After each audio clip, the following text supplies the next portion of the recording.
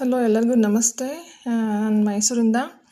ಇವತ್ತು ಮತ್ತೊಂದು ಈ ವಿಡಿಯೋ ಟಾಪಿಕ್ ಇವತ್ತೇನೆಂದರೆ ಡ್ಯಾಮೇಜ್ ಸ್ಯಾರಿ ಬಗ್ಗೆ. KSIC ಸ್ಯಾರಿಯಲ್ಲಿ ಡ್ಯಾಮೇಜ್ ಸ್ಯಾರಿ ಯಾರಿಗೆ ಸಿಕ್ಕಿದೆ, ಅದನ್ನು ಹೇಗೆ ನೀವು ರಿಟರ್ನ್ ಮಾಡಿದ್ದೀರಾ, ಹೇಗೆ ಅದನ್ನ ಚೆಕ್ ಮಾಡ್ಕೊಂಡಿದ್ದೀರಾ ಅನ್ನೋದ್ರ ಬಗ್ಗೆ.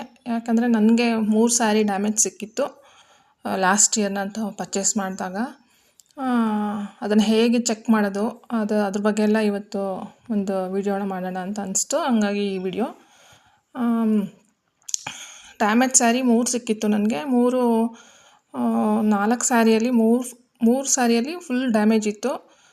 ಡ್ಯಾಮೇಜ್ ಅಂತಂದರೆ ಅದನ್ನು ನಾವು ಬೆಳಕಲ್ಲಿ ತುಂಬ ಸನ್ಲೈಟ್ ಇರುತ್ತಲ್ಲ ಆ ಜಾಗದಲ್ಲಿ ಸೀರೆನ ಓಪನ್ ಮಾಡಿ ನಾವು ತೆಗೆದು ನೋಡಿದಾಗ ಎಲ್ಲಿ ಡ್ಯಾಮೇಜ್ ಇರುತ್ತೆ ಅಲ್ಲಿ ನಿಮಗೆ ಹೆಚ್ಚು ಬೆಳಕು ಕಾಣಿಸ್ತಿರುತ್ತೆ.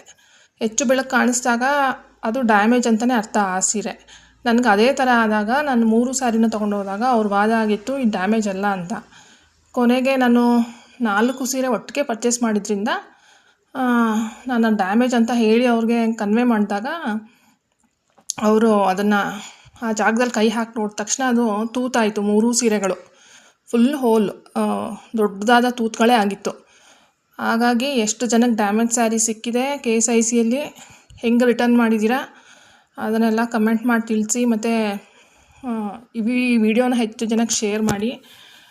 ಈಗ ತುಂಬ ಜನ ಜಾಸ್ತಿ ಆಗಿರೋದ್ರಿಂದ ತೊಗೊಳ್ಳೋಕ್ಕೆ ತುಂಬ ಜನಕ್ಕೆ ಡ್ಯಾಮೇಜ್ ಸ್ಯಾರಿ ಸಿಗ್ತಾ ಇದೆ.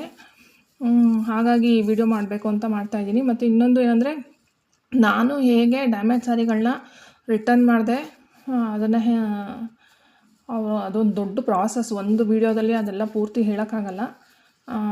ದೊಡ್ಡ ಪ್ರಾಸೆಸ್. ಮತ್ತೆ ಅದನ್ನು ತೊಗೊಂಡೋಗಿ ಮತ್ತೆ ಅದನ್ನು ವಾಪಸ್ ಕೊಟ್ಟು ಮತ್ತೆ ನನಗೆ ಆ ಸೀರೆಗಳು ಸಿಗದೆ, ನನಗೆ ಬೇಕಾಗಿರೋ ಸೀರೆಗಳು ಸಿಗದೆ, ಮತ್ತೆ ಹೋಗಿ ಒಂದು 15 ದಿನ ಓಡಾಡಿ ಒಂದು ಸೀರೆ ಬೆಲೆ ಅಲ್ಲೇ ಆಗೋಯ್ತು. ಟ್ರಾನ್ಸ್ಪೋರ್ಟೇಷನ್ನು ಓಡಾಟ ಇರುತ್ತಲ್ಲ ಮನೆಯಿಂದ ಅಲ್ಲಿಗೆ, ಅದಕ್ಕೆ ಆಗೋಯ್ತು.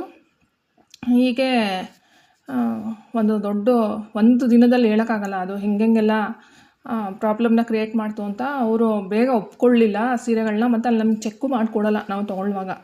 ಮತ್ತು ಇನ್ನು ತುಂಬ ಜನ ಕಮೆಂಟಲ್ಲಿ ಹೇಳ್ತಾ ಇದ್ದೀರಾ ಕೋಡ್ ಬಗ್ಗೆ. ಕೋಡಿಂದ ಏನೂ ಯೂಸ್ ಆಗೋಲ್ಲ. ಅವರು ಪವರ್ ಲೂಮ್ಗೆ ಕೊಡೋಕ್ಕೋಸ್ಕರ ಅವರೊಂದು ಐಡೆಂಟಿಟಿ ಮಾಡ್ಕೊಂಡಿರ್ತಾರೆ. ಮತ್ತು ಯಾರೂ ಆ ಸೀರೆಗಳನ್ನ ಮತ್ತೆ ಮಾಡಿಕೊಡಲ್ಲ ನಿಮಗೆ. ಅದೊಂದು ಕ್ಲಾರಿಫೈ ಮಾಡ್ತೀನಿ.